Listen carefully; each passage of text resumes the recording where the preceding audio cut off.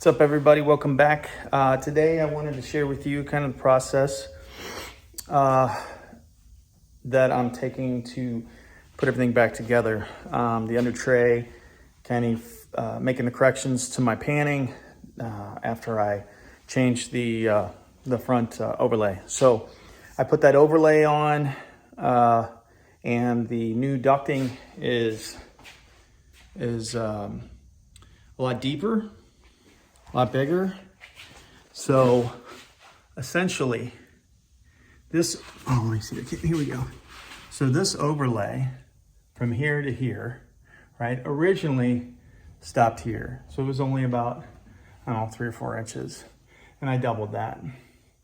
And then of course, because I'm, it's not perfect and I'm just kind of doing it myself, there's these huge bulges here. It kind of protrudes up a little, nothing horrible, but I can't slide the original panning all the way back, so I gotta cut that short. And the whole idea is to obviously close all this up. And as you can see, I got this little small square tube skeleton under here, which slides onto these little brackets that I made. So it's relatively easy to remove. The downfall would be is that if anything happened to the splitter, it's probably gonna take my cradle and everything else. So I've got some pretty heavy gauge aluminum over there that I plan to make some brackets that are kind of breakaway brackets, and kind of copy that from some other manufacturers that I've seen do that. So, and they'll mount right up there on the inner frame rails, and then come and actually have a T-type mount to the underlay, and maybe even get rid of this little skeleton on entirely. So, and that's obviously just it's not a ton of weight, but it's a lot of weight. And this pig is heavy. So this is probably one of the heaviest Corvettes I know about. So it's 3,600 pounds with me in it, fully caged. So I'm not winning any weight wars here. I'm not getting any faster. All right, so before I start putting this together, I'll show you the piece I made. Again, relatively simple: brake, drill, tape measure. It's pretty straightforward. But before I start doing this, I was reluctant to paint some stuff. This is 20-plus-year-old car, and all the plastics on it's faded or got rub marks on it. But this stuff is pretty awesome, I found. So this Marhide automotive paint stores is where I've found this. It's kind of an off-brand, or maybe an older brand. Black satin automotive trim coating. Works on plastic, which I'm reluctant to paint. Obviously, it's plastic, but it totally wastes this stuff up. So this is the original radiator hold down, and you can see how there's marring and whatnot.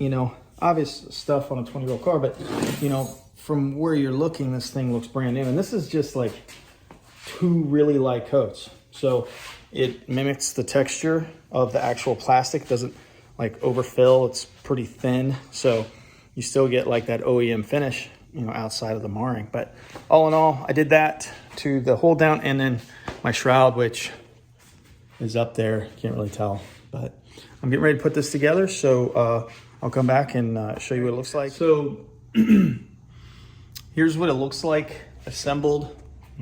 Probably should put some light up in there. It's not too bad, but sheet metal pan in, foam around the perimeter. Everything's cut out all the way up. But if you come under here, this is the finished product, I guess, what you'd call it. So just got some 5/16 hardware, and I don't like the way this lays, but I've got foam to keep air from escaping. And then when I put my tray, of course, it should keep, it should kind of button it up. So not ideal necessarily. I mean, if I was going to build this whole thing out, I'd probably do it differently. But for what I'm doing, man, this is the best I'm gonna come up with right now. So once the under tray's on, all of this will be airtight for the most part. The cuts in the shrouds you can see, so I never really closed that up. Probably end up doing something with that before I get on track, but all this being, you know, what it is, it's pretty much buttoned up. So hopefully I'll have an opportunity to test it before I actually get into one of my track events like NOLA or Atlanta. But we'll see. So anyways, a couple more minutes and I'll get everything buttoned up and let you guys see the finished product. All right, so next morning, got it out in the sun. I don't have the spoiler and everything on it, but all in all, I think it looks pretty cool. So flip it around. I've already managed to mess up the my splitter on my driveway. So it's just classic in a hurry dumb stuff, but here it is in the sun, kind of sunny, rather overcast, but not bad. Still got the spoiler to put on and clean up, but overall it's not bad.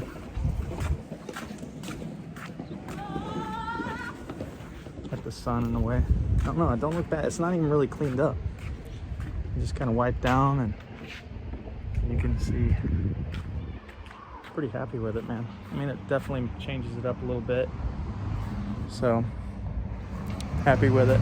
Sun's not helping, but that's quite a bit bigger. So hopefully that increases the airflow I need to keep everything down, temps down, Marge. Otherwise, and that's it. So I'll put something else out when I get it completely together, or when I start plugging away on the next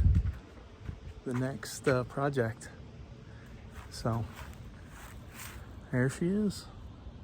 All right, guys, thanks for watching. If you like what you've seen, subscribe, like the video. I appreciate you guys stopping in, and it's been fun sharing this with you guys. You know, not many of you, but hopefully it turns into a thing and people can enjoy it. So thanks again. See you guys.